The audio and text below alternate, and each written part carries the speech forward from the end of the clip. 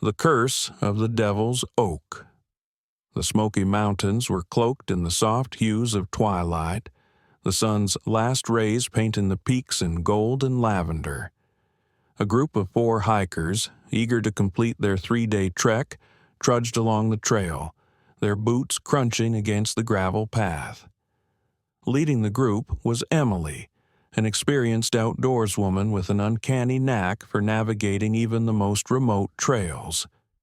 Behind her, Sam, her best friend, carried a map and compass, though they had scarcely needed them with Emily's expertise. Rounding out the group were Jake, the comic relief, and Lisa, whose love for folklore had prompted this particular trip. "Okay, let's find a good spot to camp," Emily said, scanning the surrounding woods. "We've got about half an hour before it gets too dark." "How about there?" Lisa pointed ahead to a clearing where a single massive oak tree stood sentinel. Its twisted branches seemed to claw at the sky, casting eerie shadows even in the fading light. Jake frowned. "That tree looks like something out of a horror movie. Are we sure we want to sleep next to it?" Lisa's eyes lit up with excitement. "It's perfect. That's the Devil's Oak, the one from the legends. They say it's cursed." Sam groaned. "Great. Just what we need. A cursed tree. Is this going to be one of those ghost story nights?" "Oh, come on," Lisa replied. "It'll be fun. Besides, curses aren't real." Emily shrugged. "It's as good a spot as any, and it's close to the trail." She dropped her pack and began setting up her tent. Reluctantly, the others followed suit, though Jake kept shooting wary glances at the gnarled oak. The Whispering Shadows. As night fell, the group gathered around a small campfire.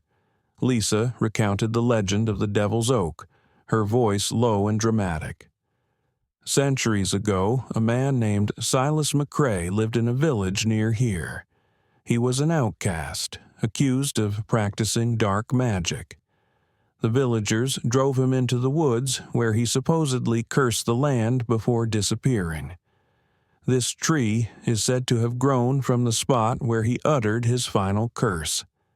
They say its roots feed on the souls of the living." Jake laughed nervously. "Great bedtime story, Lisa. Remind me to not sleep at all tonight." The wind picked up, rustling the leaves of the oak. The sound was oddly rhythmic, almost like whispers. Emily stirred the fire, dismissing the noise as a trick of the wind. But Lisa's expression darkened. "Do you hear that?" she asked. "Hear what?" Sam replied, looking around. "Whispers," Lisa said, "like someone's talking." Emily waved her off. "It's just the wind. Don't psych yourself out." Still, an uneasy silence fell over the group. They extinguished the fire and retreated to their tents, but sleep proved elusive. The whispers persisted, growing louder as the night wore on. Then, shortly before dawn, a scream shattered the stillness. Jake's disappearance. Emily was the first out of her tent, flashlight in hand. She found Sam and Lisa standing near Jake's tent, which was empty. His sleeping bag was unzipped, and his boots were gone. "Jake!" Emily called, her voice echoing through the woods. There was no response, only the unsettling sound of leaves rustling in the faint breeze. Lisa's face was pale. "Do you think he wandered off?" "Jake wouldn't just leave without telling us," Emily said firmly. She scanned the ground with her flashlight, finding faint tracks leading toward the oak. The 3 of them approached the tree cautiously. Its bark seemed darker now, almost black, and the gnarled roots appeared to have shifted slightly, as though they had grown overnight. Near the base, they found Jake's flashlight, still on, its beam pointing into a hollow at the tree's base. Sam hesitated. "You don't think he went in there?" "That's ridiculous," Emily replied, though her voice lacked conviction. Lisa knelt beside the hollow, peering inside. "It's too dark to see anything." Emily pulled her away. "Let's not jump to conclusions. We'll search the area first. He couldn't have gone far."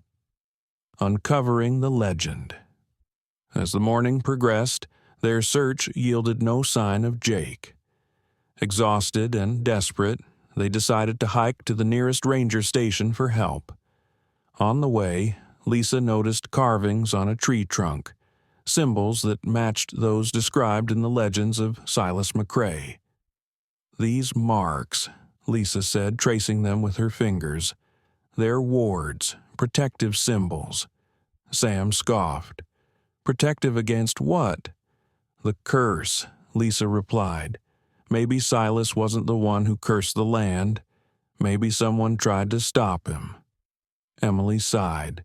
"We're wasting time. Let's keep moving." But Lisa insisted on taking a photograph of the symbols, certain they held a clue to breaking the curse. The tree's grip. By late afternoon, the group returned to camp with a ranger who radioed for additional search teams. As the sun dipped low, the ranger examined the hollow at the base of the oak. He leaned in cautiously, then recoiled with a sharp gasp. "What is it?" Emily asked. "There's something moving in there," the ranger said, his face pale. Before anyone could respond, the ground beneath the oak began to tremble. The roots writhed like serpents, and a low, guttural sound emanated from the hollow. The group stumbled back as the tree's branches seemed to stretch toward them. Lisa screamed as one of the roots snagged her ankle, pulling her toward the hollow. Emily and Sam grabbed her arms, pulling with all their strength until the root released her. "We have to go," Emily shouted, breaking the curse. Lisa, now limping, insisted they look at the symbols again. "We're not going to make it if we don't stop this thing," she said. "The symbols, they were a warning." With no better plan, the group returned to the carved tree. Lisa compared the symbols to a reference guide on her phone, deducing they formed an incantation meant to bind the curse. The problem was, one symbol was missing. "We have to recreate it," Lisa said, her voice trembling.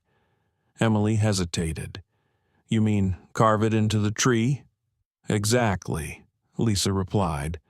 Sam used his pocket knife to etch the missing symbol into the bark. As the final line was carved, a deafening roar erupted from the forest. The Devil's Oak trembled violently before splitting down the middle. A blinding light spilled out, and for a moment the air was filled with the sound of anguished screams. Then, as suddenly as it began, the chaos stopped. The oak stood silent and lifeless, its dark bark fading to a pale gray. Jake's return. As the light faded, they heard a groan nearby. Turning, they saw Jake lying on the ground, disoriented but unharmed. "What happened?" he mumbled, rubbing his eyes. Lisa knelt beside him. "You're okay," she said, tears streaming down her face. Jake looked at the tree, his expression darkening. I don't remember much, just the whispers, and then nothing." Emily helped him to his feet. "Let's get out of here." The aftermath. By the time they reached the ranger station, the group was physically and emotionally spent. They recounted their experience to the authorities, though they left out the more supernatural details. The Devil's Oak was later declared a safety hazard and fenced off, but Emily, Lisa, Sam, and Jake knew the truth. As they drove home, Lisa glanced back at the Smoky Mountains, their peaks now shrouded in mist. "Do you think it's really over?" she asked. Emily didn't answer. Instead, she tightened her grip on the wheel, her eyes fixed on the road ahead. For some curses, she thought, are never truly broken.